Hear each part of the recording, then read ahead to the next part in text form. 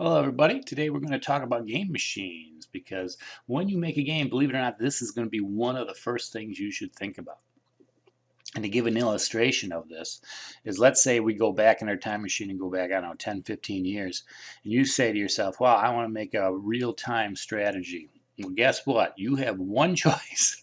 You're going to have to put that on a PC. They were not making these things for consoles, certainly not for phones or tablets or whatnot at that time. In fact, there really weren't a whole lot of phones and tablets at that point, believe it or not.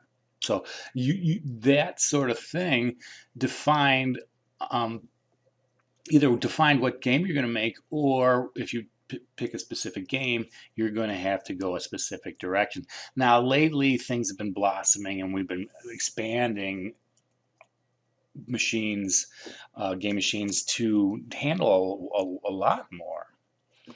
Meaning we can boost up the memory, we can boost up the graphics, we can boost up the speed, and so we can put more on. But that's there still is a lot of limiting factors, and to be honest, you should think about these things when you're making a game.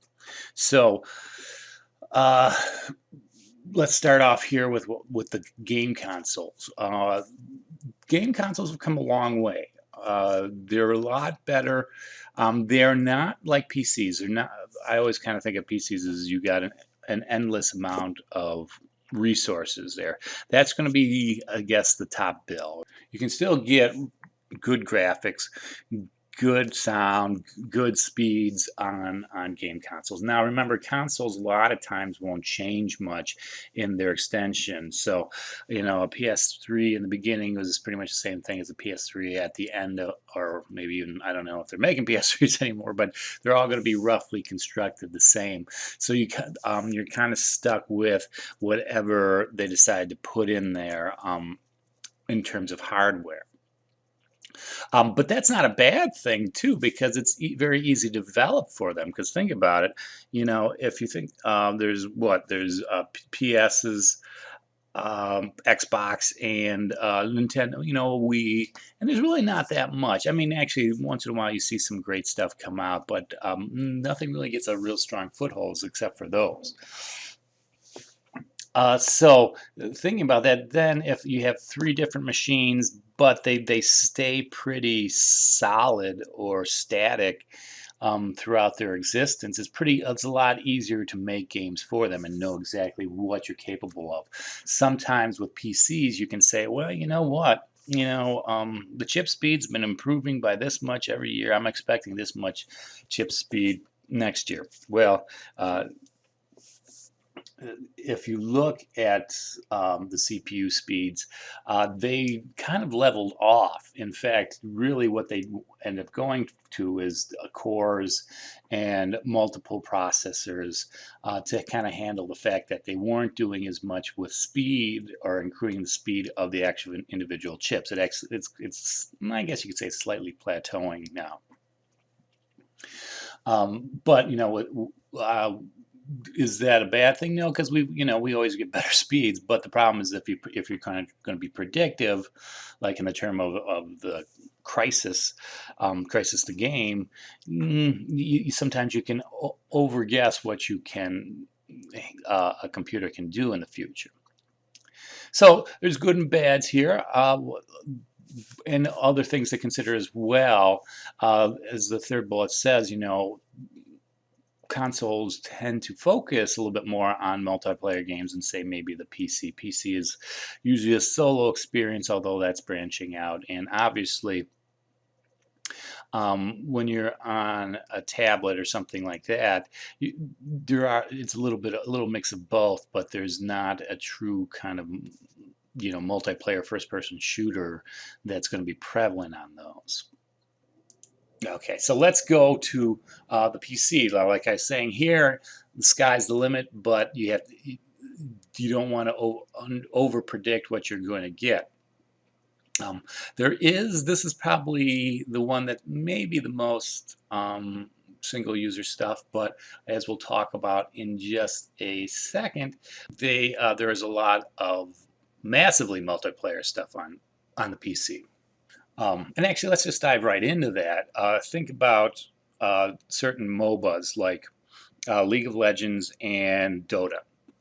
Those two games are all PC based. The reason is they Dota was based off of Warcraft 3, which is a real-time strategy game. So now, like I was saying about real-time strategy before, is only PCs. Because it was only PCs, is only developed for PCs, and now it continues to only be developed for PCs. Other games, there are some MOBAs that aren't, that you can play, like Smite, but those are kind of, I guess, newer generation MOBAs. And believe it or not, the largest MOBAs, guess what, are Dota and League. In fact, at one point, League, more people were playing League than all other games combined. Or I'm sorry, maybe the top 10 games combined. It was such a huge group, and it still is. I think it is still number one. So, in fact, a lot of times people don't realize that because you ask somebody, "Hey, what game do you what platform do you think most people play on?"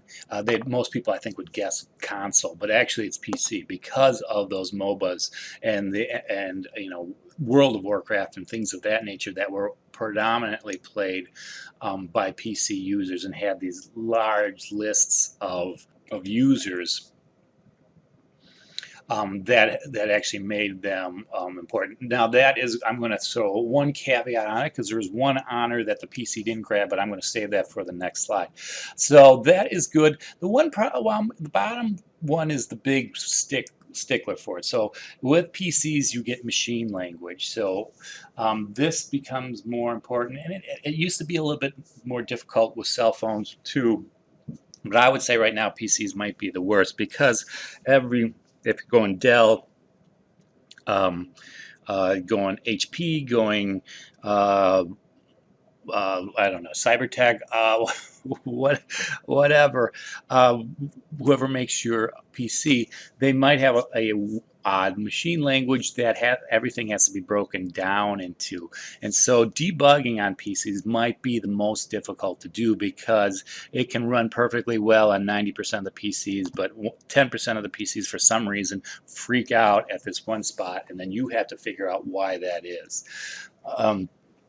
Luckily, in the context of our course here, game engines like Unity and Unreal have kind of figured that out for you. But sometimes when you do, programming off the cuff or start getting away from your game engine and doing some really creative stuff, you have to start thinking about that again.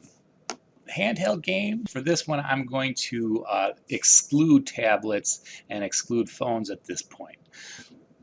And talk really more in terms of like Game Boys and things of that nature. They're kind of fading out. My son has a DS2, I think. I'm sorry, and he doesn't play it a whole lot, to be honest with you. But I don't know. You never know when something like this is going to make a huge comeback. So they have a smaller screen, which can make graphics problematic. So you're going to have to keep things simple and almost like arcade-like if you're going to do real-time stuff. Now they're limited again also by storage and memory because again you're holding them in your hand, so you can only do so much. That doesn't necessarily mean you don't want to do it. I mean, if you're making a platformer, handheld games might be the way to go because you might be able to cross-platform and go on multiple machines.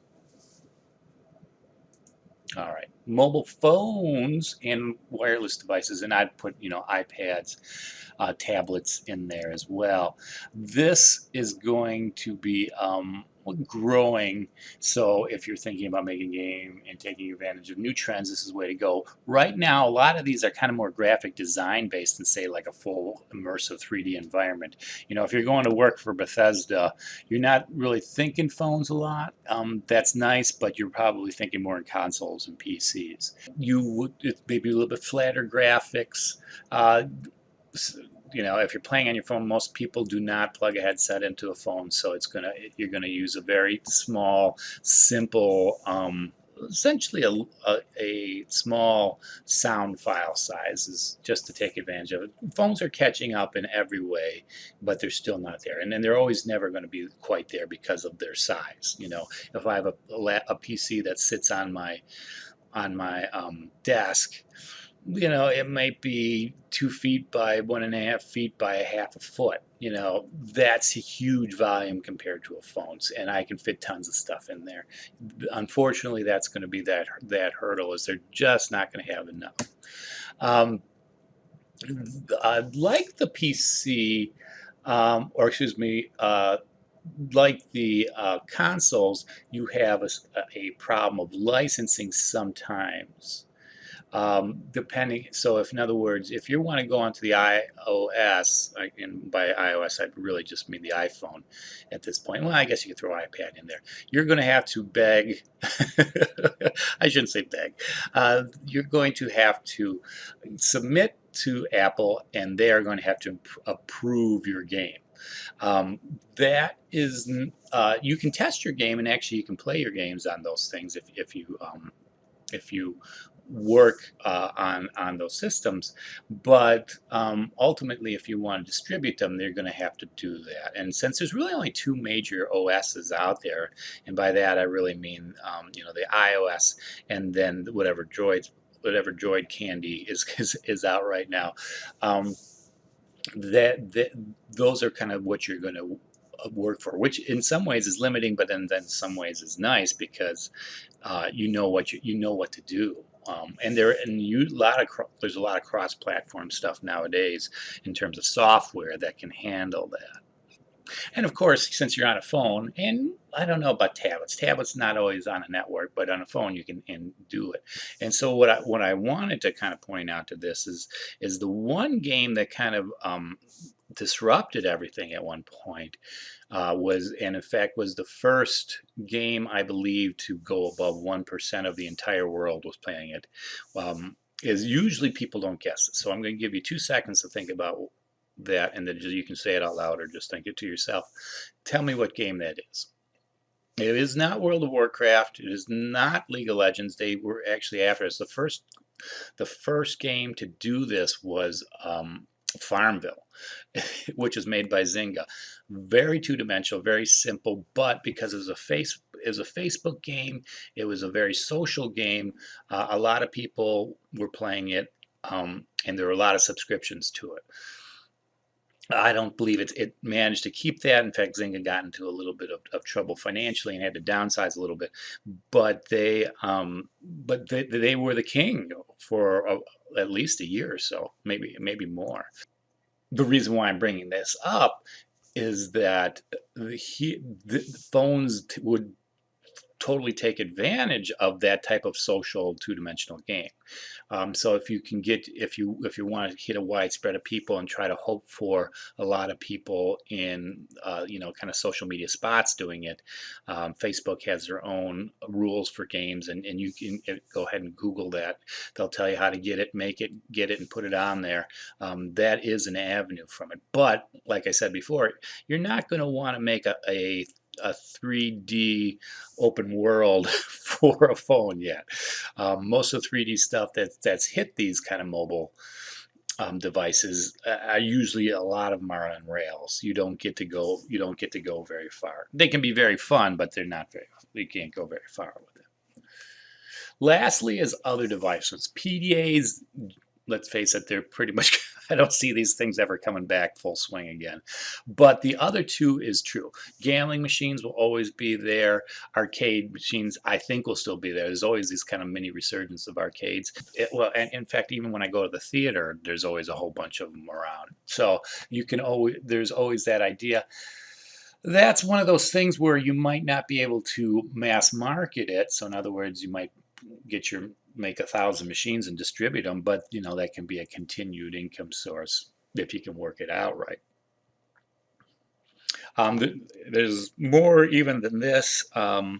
we can, they're putting games up, I know, on projectors and things like that nature, on smart boards and things there. It will continue to evolve. Who knows? I know virtual reality is here, but I always kind of think of virtual reality as kind of a part of another platform. So in other words, it's part of a PC. You plug it into a PC, but who knows? There might be these self-contained virtual realities pretty soon. Maybe like a holodeck or something. So that's basically those devices now. I always tell students in my classes to think about a game you want to make. And every time think about, okay, which one do I want to do?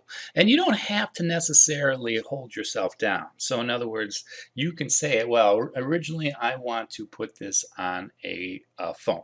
But because it's going on a phone, there's the possibility of me putting it in a website as well, so it can hit PCs, especially if you're doing HTML5 or something like that. But what I want you to do is just essentially start thinking, okay, this is my main focus. Okay, this is how I'm going to approach it, because whenever you do something like that, that's how you kind of have to predict the future. And I think it not only gets you to not practice or go after things that aren't unnecessary, but it also can bring up new questions. So try that and come back and see the next video.